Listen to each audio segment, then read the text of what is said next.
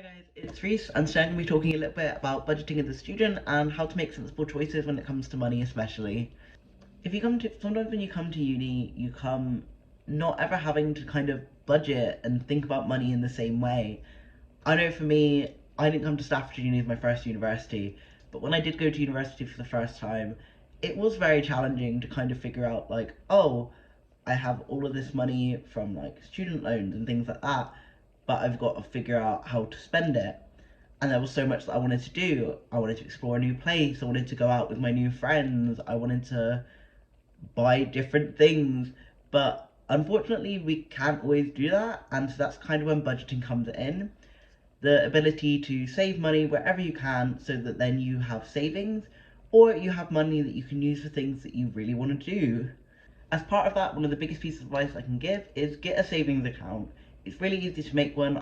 Could make one through like my Barclays app or something. And even if it's still very accessible and just a basic extra savings account, it's somewhere to put money. It's somewhere to take money out and keep it somewhere safe.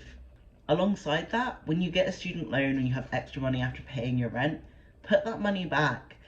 Like, that's something really important to do, is don't spend all of your student loan in one go at the start of the term or semester. Put some of it back, put some of it into your savings. You might need it later on in the year, especially if you're in your first year and you haven't paid like a deposit for a house. Another important thing to consider is whether or not you want to get a job. It kind of is a sensible choice if you're like me and you don't get see a lot of money back from your student loan.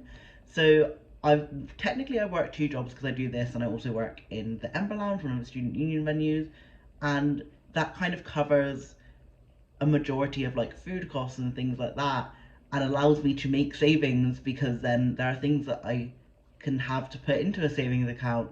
Whereas if I was just trying to rely on my student loan and budget that for like a semester, that isn't gonna work for me at all. So the choice I've had to make is working.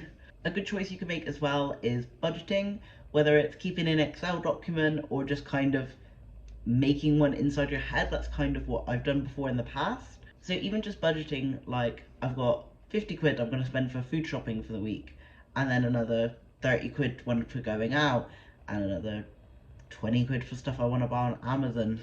Things like that, where you're separating your money and then you're knowing exactly what you're spending the majority of your money on.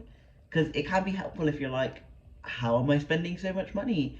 And then you can go back and check and see if you've gone over any of the budgets. Final sensible choice you can do as a university student who's probably on campus a lot is get a packed lunch. I really struggle with this as I get very hungry very easily, and also I don't like packed lunch foods, but I still try and do it as much as I can.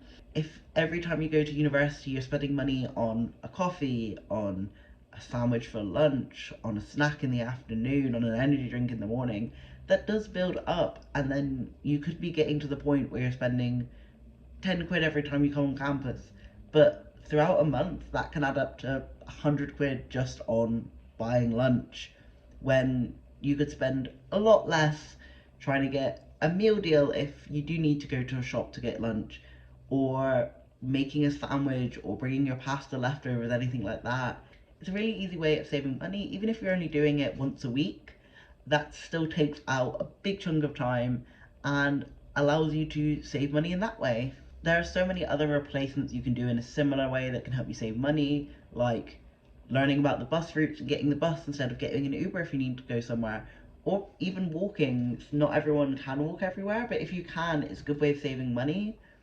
Even changing where you do your weekly shop. If you're buying stuff at a Sainsbury's, it's going to be a lot more expensive than if you buy in an Aldi or a Lidl or an Asda. And if you don't do a weekly shop, do a weekly shop. That is another way of saving money.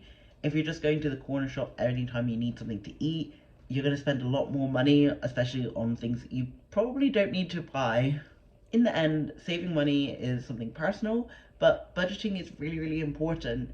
It helps set you up for the future. It's a good skill to learn while you're in university and you have sort of spare income from student loans and things like that. I hope that all of these tips have been helpful, and wherever you're watching this video, feel free to share some of your own below and talk about it. Talk about money, talk about budgeting. It is a bit of a weird thing to talk about, but talking about money makes it a little bit less scary and kind of allows you to think about how you spend your money and see how other people spend your money, and that can be helpful. That can help you learn different skills within budgeting. So I really recommend doing it. I hope everyone has a great month, and I will speak to you guys soon.